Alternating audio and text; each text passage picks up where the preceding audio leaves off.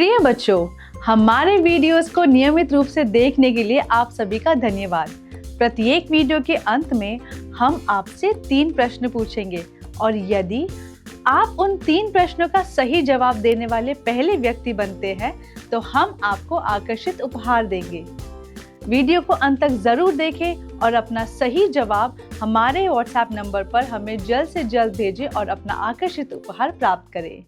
बच्चों, क्या आपको कभी कभार डर लगता है या आपके परिवार में किसी को प्रार्थना की जरूरत है या आप नहीं जानते कि आपको क्या करना चाहिए?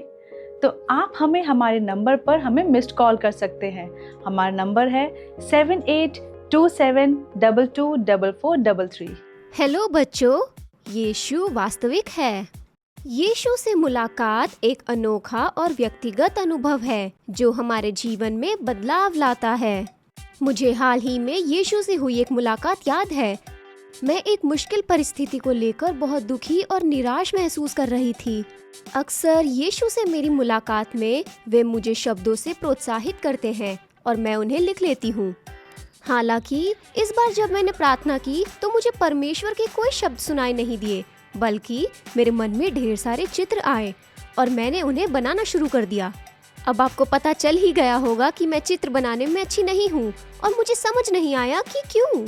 लेकिन आखिरकार यीशु ने बताया कि क्योंकि मैं अपनी स्थिति को लेकर शब्दों के अभाव में थी, उन्होंने मुझे प्रोत्साहित करने के लिए चित्र दिखाए।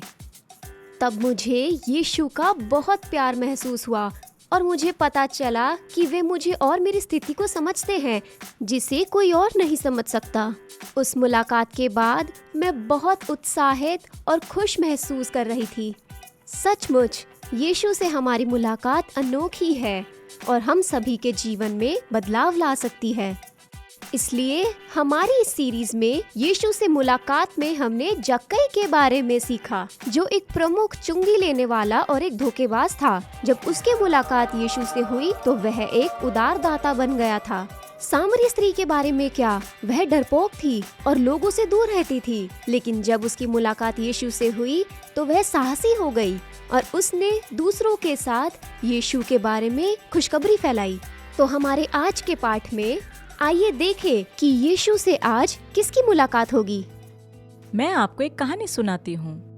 एक दिन शमौन नामक एक फरीसी के घर में यीशु को भोजन के लिए आमंत्रित किया गया। यीशु ने खुशी से उसे स्वीकार किया और अपने चेलों के साथ वह वहां गए। यीशु से बात करने के लिए वहां और लोग भी आए। मरियम नाम की महिला ने सुना कि यीशु शमौन के घर पे है। वह अपने साथ एक महंगे इत्र के खास बर्तन को लेकर आई। जब वो वहां आई वो रोने लगी और उसके आंसुओं से यीशु के पैर गीले होने लगे। उसने अपने बालों से उनके पैरों को पोंछा, स्नेह से चुंबन किया और महंगे इत्र को उंडेल दिया। जब यहूदा और बाकी चेलों ने देखा कि मरियम क्या कर रही है तो वे सब परेशान हो गए। उन्होंने कहा, ये सब बेकार है। यह इत्र बहुत सारे पैसों में बेचा जा सकता था और वो पैसे हम गरीबों में बांट देते। लेकिन यीशु ने उनसे कहा, उसे परेशान मत करो, उसने मेरे लिए बहुत अच्छा काम किया है। यीशु ने सबसे कहा, जब भी लोग मेरे बारे में सुसमाचार सुनेंगे दुनिया भर में, तो वो ये भी सुनेंगे कि मरियम ने मेरी याद में क्या किया है। फिर यीशु ने मरियम की ओर देखा और कहा, तेरे पाप क्षमा हुए। इस कहानी से हमने क्या सीखा? इस कहानी से हमने सीखा, मैं जब भी चाहूं यीशु के पास आ सकता हूँ। मरियम, वह स्त्री जो यीशु का अभिषेक करने आई थी, उसे पार्टी में आमंत्रित नहीं किया गया था। उसका किसी ने स्वागत नहीं किया। केवल यीशु ने उसे अपने पैर धोने और रोने की अनुमति दी। ठीक उसी तरह जैसे मरियम यीशु से मिलने के लिए पार्टी में आई थी, हम कभी भी यीशु से बात कर सकते हैं। वह हमारे लिए कभी भी बहुत व्यस्त नहीं होते। हम जब चाहें उनकी आराधना कर सकते हैं। घर पर, स्कूल में, पार्क में। आराधना केवल गाना गाने के बारे में नहीं है। यह यीशु को हमारी प्रार्थनाओं के माध्यम से, आपके उपहारों और प्रतिभाओं के माध्यम से हमारा सब कुछ जो हमें दिया गया है या हमारे पास जो कुछ भी है उनको दे देना है।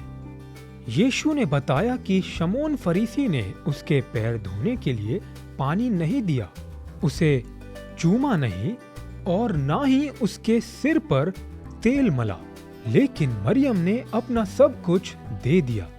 अब क्या आप जानते हैं कि यह कौन है? हाँ, यह अलादीन है। क्या आपको उसकी पहली इच्छा याद है? वह राजकुमारी जैस्मिन का दिल जीतने के लिए राजकुमार बनना चाहता था। यीशु के पास आने के लिए अलादीन की तरह मरियम को बदलने या दिखावा करने की जरूरत नहीं थी। सभी जानते थे कि वह पापी थी। वे उसके द्वारा किए गए सभी बुरे कामों को जानते थे और उससे दूर रहते थे। फिर भी यीशु ने उसे अपने पास आने दिया और सबके सामने उसने अपने बालों से उसके पैर साफ किए। वह जैसी थी वैसी ही यीशु के पास आई। लोगों को विश्वास नहीं हो रहा था कि यीशु ने एक पापी को अपने पास आने दिया। फिर भी यीशु ने एक पार्टी में सबको दिखाया कि पापियों का हमेशा उसके पास आने का स्वागत है। हमारा बाइबल मेमोरी वर्स बताता है, इसलिए परमेश्वर के अधीन हो जाओ। यह याकूब अध्याय 4 के वचन 7 से लिया गया है। हाँ, मरियम की तरह जिसने खुद को पूरी तरह से यीशु को समर्पित कर दिया, उसी प्रकार हम भी यीशु से मिल सकते हैं और जैसे हम हैं वैसे ही हम खुद को पूरी तरह से परमेश्वर को समर्पित कर सकते हैं।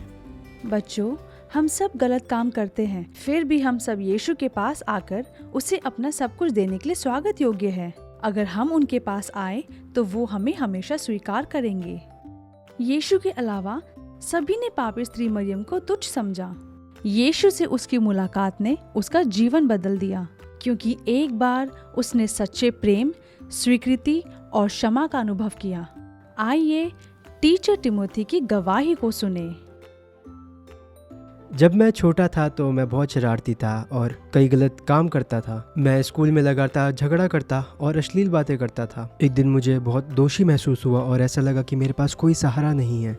मुझे याद आया कि मेरे परिवार ने मुझे यीशु के बारे में बताया था जब मैं छोटा था और मैंने कलीसिया जाने का फैसला किया। जब मैं कलीसिया गया तो मुझे ऐसी शांति का एहसास हुआ जो मैंने पहले कभी महसूस नहीं की। आराधना के दौरान मैंने यीशु के प्रेम का अनुभव किया और तभी मैंने यीशु को अपने हृदय में आमंत्रित किया और मैंने उसके सच्चे प्रेम, क्षमा और स्वीकृति का अनुभव किया। यीशु ने मुझे वैसे ही स्वीकार किया जैसा मैं था और मेरा जीवन बदल दिया।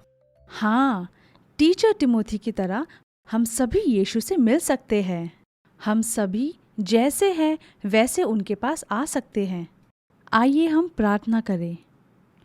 प्रिय प्रभु यीशु, मैं एक पापी के रूप में ही आपके सामने आती हूँ। मेरे द्वारा किए गए अपराध के लिए मुझे क्षमा करें। मरियम की तरह जिसने आपको अपने अनमोल इत्र से अभिषेक किया, मैं स्वयं को पूर्णतः आपको समर्पित करना चाहती हूँ। मैं अपने समय, अपनी ऊर्जा, अपने उपहारों और अपनी प्रतिभाओं से आपकी आराधना करना चाहती हूँ। जैसे भी हूँ, आपसे मिलना चाहती हूँ। यीशु के नाम से आमीन। मैं आशा करती हूँ कि आपने हमारे आज के पाठ को अंत तक जरूर देखा होगा। आज के तीनों प्रश्न आपके स्क्रीन पर है। प्रश्न 1, किसने और किससे यीशु के पैरों को धोया? प्रश्न 2, हम यीशु से कब बात कर सकते हैं? प्रश्न 3, याकूब 4:7 क्या कहता है? जल्द से जल्द अपना सही जवाब हमें हमारे व्हाट्सएप नंबर पर भेजें और अपना आकर्षित उपहार प्राप्त करें। धन्यवाद।